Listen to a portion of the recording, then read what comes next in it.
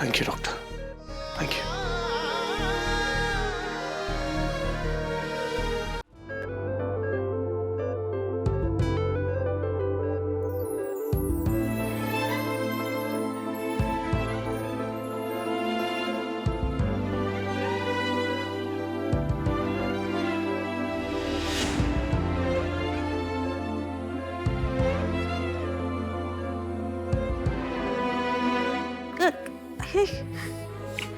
तुम्ही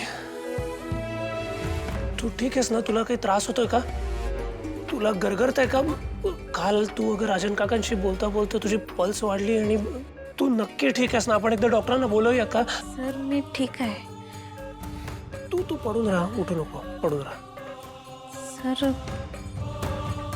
तुम्ही रातभर इथं झोपलं होतं. कमळे, काल आम्हाला किती घाबरवलंस माहितीये तुला? अनिका, हा काय प्रकार आहे आणि चाकू कशाला घेतलास हातात? मला तुझं रक्त हवंय. काय रक्त रक्त रक्त कशासाठी हवंय माझा तुला? हा काय थिल्लरपणा आहे? थिल्लरपणा तू केलायस थिल्लरपणा. कमीला रक्त दिलं ना, आता मला पण रक्त हवंय ते. अरे अरे मूर्ख आहेस का तू? वेड लागला का तुला? हो लागलाय मला वेड. खरं वेडताना तुला लागलंय. कोण ती गावछाप मुलगी, तिला तू रक्त देऊन आलायस? का दिलंस? माझा डॅड आहे ना, डॅड माझा आहे ना, मग तिला का दिलंस? जास्त रक्त आलंय तुझ्या बॉडीमध्ये. अरे एवढं जास्त आलंय तर कट करून ना रस्त्यावर फेकून यायचं होतं, पण तिला का दिलंस? अनिका, कमळे, कमळे कशी आहेस ग? कमळे, तुला शुद्धीत आलेलं बघून लय भारी वाटायलंय बघ. निंगी बंड्यार मी ठीक आहे. पर मला सांगा की राजन काकांनी माझा जीव वाचवला हे मला कळलं.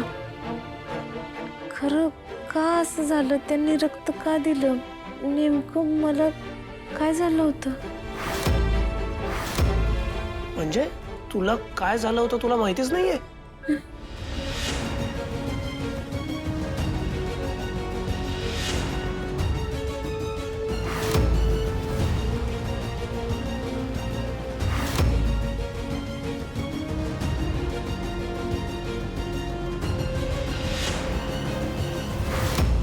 कमळी, तू ब्लड डोनेट करताना ती रक्ताची ट्यूब कट झाली आहे, तुला काहीच माहित नाहीये?